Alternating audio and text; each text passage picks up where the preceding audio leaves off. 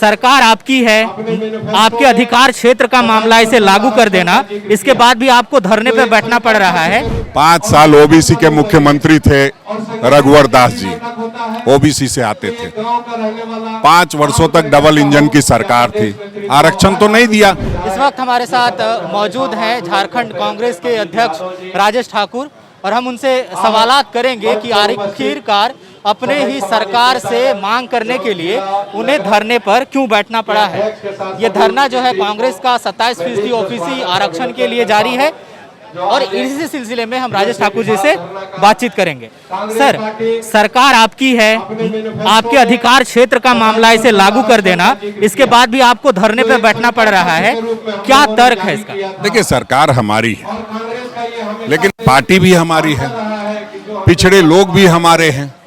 तो इन बातों को अगर हम सड़क से सदन तक रखते हैं तो कहीं कोई दिक्कत की बात नहीं होनी चाहिए। ये सही है कि हम सरकार में हैं, लेकिन हम सदन में भी हमने इस बार सवाल को उठाया था, हमारे प्रदीप यादव जी ने, और हम लोग लगातार इस बात को उठाते रहेंगे जब तक कि वो आरक्षण दे नहीं दिया जाता।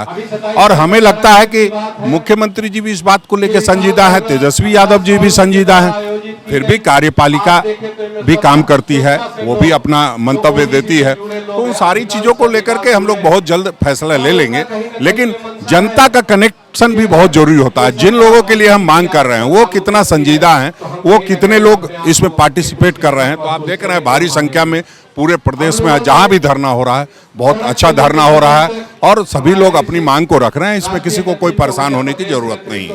आप जो पब्लिक सेंटीमेंट की बात कर रहे हैं, कहा यही जा रहा है कि चूंकि अन्नपूर्णा देवी झारखंड से एक ओबीसी चेहरा है केंद्र में, तो उनको आगे प्रदेश में भी चेहरा बनाया जा सकता है, उसके कार्ड के तौर पर कांग्रेस उसको वोट को साधने के लिए कर रही है। 5 साल ओबीसी के मुख्यमंत्री थे रघुवर दास जी, ओबीसी से आते थे। 5 वर्षों तक डबल इंजन की सरकार थी, आरक्षण तो नहीं दिया। तो इसलिए हमें कोई अन्नपूर्णा देवी को फेस बनाए कि रघुवर दास जी को, ये भारतीय जनता पार्टी का झगड़ा है, और ये सवाल भारतीय जनता पार्टी के लोग पूछवाते हैं कि उनको ये लगता है कि कहीं अन्नपूर्णा देवी हमारी नेता नहीं बन जाए। तो ये उनके चिंता का विषय है, हमारे लिए चिंता का विषय नहीं है। हम अपना काम अपनी संजीदगी से कर रहे हैं, जो पिछड़ों की बात है उसको मजबूती से उठाने का काम कर रहे हैं। हमारे अध्यक्ष हैं ओबीसी के अभिलाष साहू जी, उनकी मंशा थी कि पूरे प्रदेश में एक धरना के माध्यम से लोगों तक कनेक्ट हो, वो हम कर रहे हैं।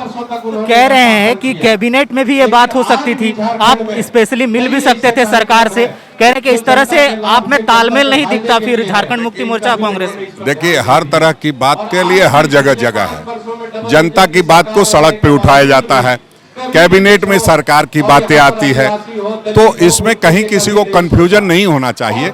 कैबिनेट में भी बात आएगी, लेकिन जनता के बीच अगर हम जा रहे हैं तो हमें नहीं लगता किसी को, वो दीपक प्रकाश जी को पेट में दर्द हो रहा है कि उनको लग रहा है कि हमारा सब कुछ छीन रहा है, लेकिन ऐसा कुछ नहीं है। हम लोग अपना काम कर रहे हैं, किसी को चिंता करने की आवश्यकता नहीं है। बीजेपी तो कह रही है कि केंद्र में हमारी सरकार हो, हमारा मामला, हमने वहाँ 27% लागू कर दिया, स्टेट आपका है, आप कर दीजिए लागू। उनका कोई मामला नहीं है, 27% उन्होंने आरक्षण नहीं दिया है, उनको पता होना चाहिए। पता नहीं कैसी बातें कर रहे हैं। 27% की लड़ाई कितने दिनों से चल रही है और कितने दिनों तक चलती रही है, ये किसी से छुपा नहीं है। हर बात में कि मोदी जी ने किया, हर बात में अमित शाह जी ने किया, ऐसी बात नहीं है। ये 27% का आरक्षण देने की बात बहुत पहले हो चुकी थी, अभी तक नहीं हुई है। डबल इंजन की सरकार थी, उसमें भी नहीं हो पाई, उसका जवाब देना दीपक प्रकाश जी। आज सुदेश महतो जी बड़ी बड़ी बातें कर रहे हैं, जब सत्ता में था तो क्यों नहीं बातें इस तरह की? तो इसलिए राजनीति है, उनको बोलने दीजिए, उनका भी काम है, उनको चलने दीजिए। नियोजन में भाषा का मामला हो या 27% आरक्षण का, लोगों को यही दिख रहा है कि सरकार में जो दो प्रमुख दल हैं, कांग्रेस और झारखंड मुक्ति मोर्चा, कोई तालमेल नहीं है, दोनों के बयान अलग अलग।